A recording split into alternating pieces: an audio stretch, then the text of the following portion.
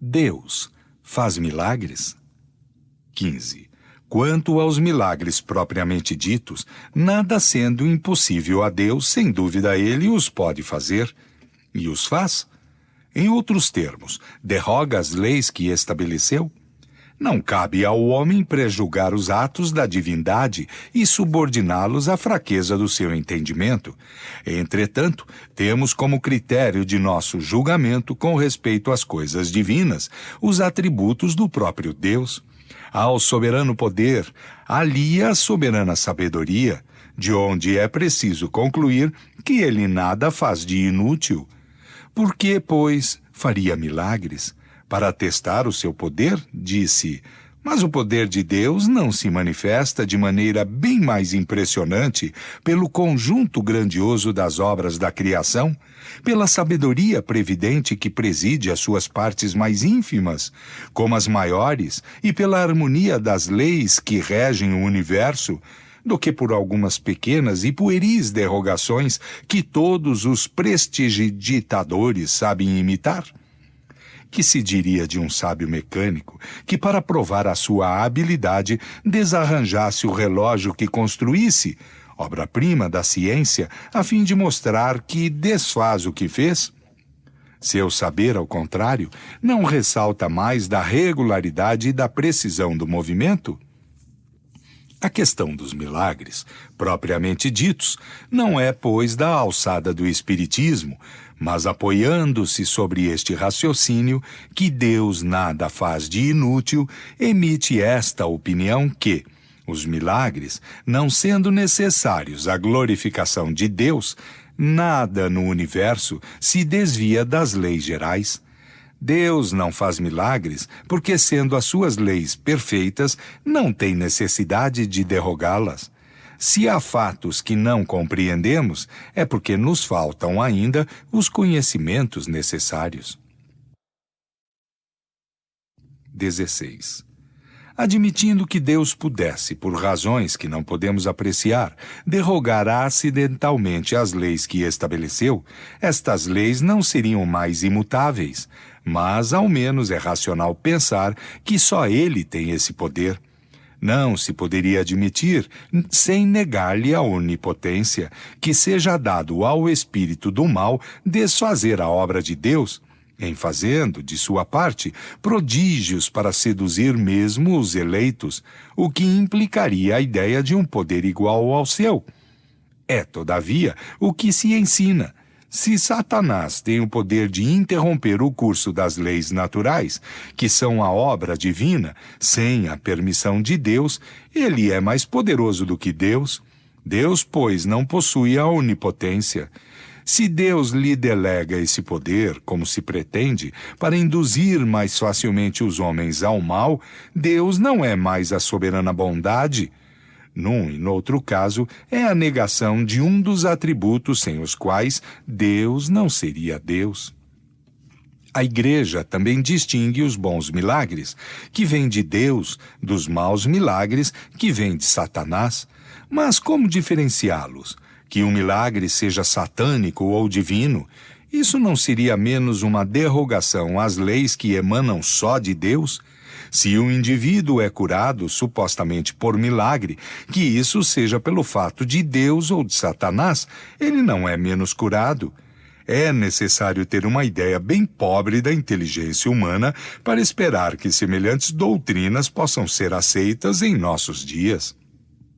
Estando reconhecida a possibilidade de certos fatos, reputados milagrosos, disto é necessário concluir que qualquer que seja a fonte que se lhes atribua, são efeitos naturais dos quais espíritos ou encarnados podem usar, como de tudo, como de sua própria inteligência e de seus conhecimentos científicos, para o bem ou para o mal, segundo a sua bondade ou a sua perversidade.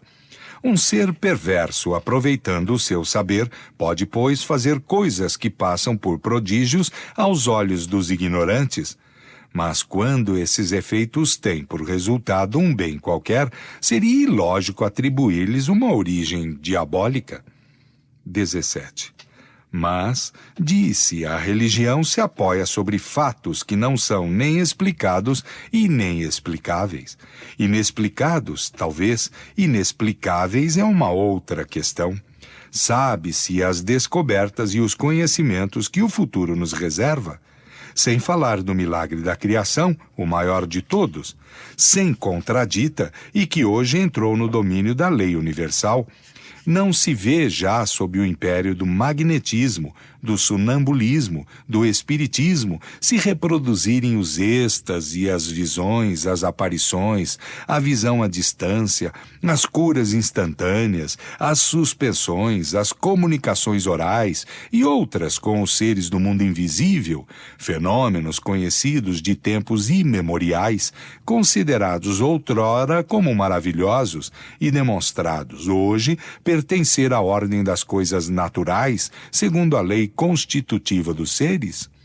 Os livros sagrados estão cheios de fatos deste gênero, qualificados de sobrenaturais, mas como são encontrados análogos e mais maravilhosos ainda em todas as religiões pagãs da antiguidade, se a verdade de uma religião dependesse do número e da natureza destes fatos, não se saberia muito aquela que devesse prevalecer.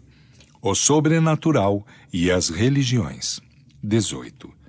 Pretender que o sobrenatural seja o fundamento necessário de toda religião, que seja a chave da abóbada do edifício cristão, é sustentar uma tese perigosa, fazendo-se repousar as bases do cristianismo sobre a base única do maravilhoso, é dar-lhe um apoio frágil do qual as pedras se destacam a cada dia. Esta tese, de que eminentes teólogos se fizeram defensores, conduz direto a esta conclusão de que, num tempo dado, não haverá mais religião possível, nem mesmo a religião cristã, se o que é considerado sobrenatural for demonstrado natural.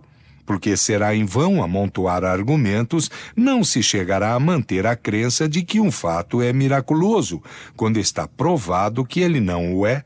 Ora, a prova de que um fato não é uma exceção nas leis naturais é quando ele pode ser explicado por estas mesmas leis e que, podendo se reproduzir por intermédio de um indivíduo qualquer, cessa de ser o privilégio dos santos.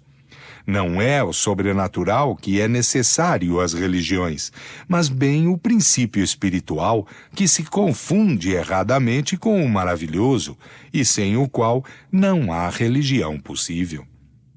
O Espiritismo considera a religião cristã, de um ponto de vista mais elevado, dá-lhe uma base mais sólida do que os milagres. São as leis imutáveis de Deus que regem o princípio espiritual, como o princípio material.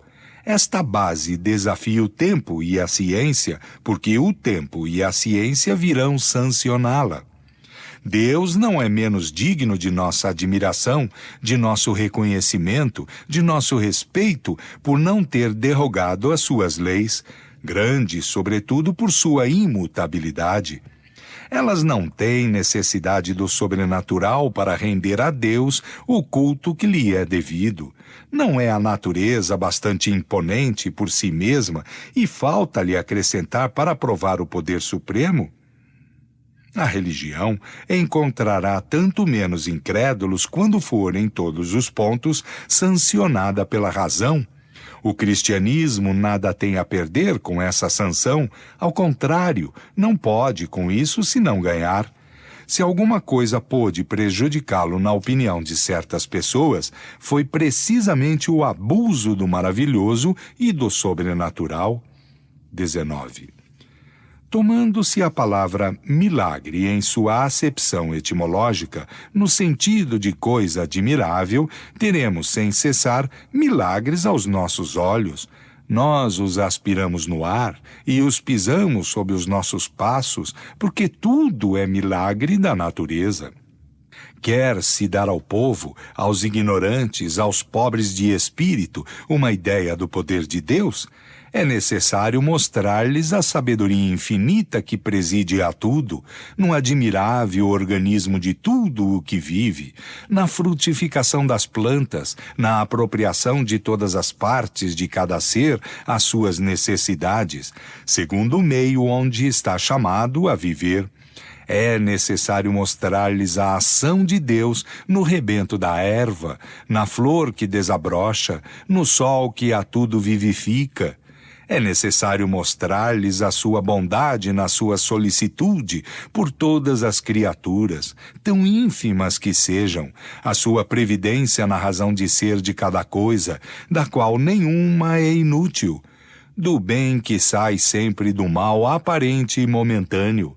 Fazei-os compreender, sobretudo, que o mal real é a obra do homem, e não a de Deus. Não procureis amedrontá-los pelo quadro das chamas eternas, nas quais acabam por não acreditar e que os fazem duvidar da bondade de Deus. Mas encorajai-os pela certeza de poderem se resgatar um dia e reparar o mal que puderam fazer. Mostrai-lhes as descobertas da ciência como a revelação das leis divinas e não como a obra de Satanás. Ensinai-os, enfim, a ler no livro da natureza sem cessar, aberto diante deles, neste livro inesgotável, onde a sabedoria e a bondade do Criador estão inscritas em cada página. Então compreenderão que um ser tão grande, se ocupando de tudo, velando por tudo, prevendo tudo, deve ser soberanamente poderoso.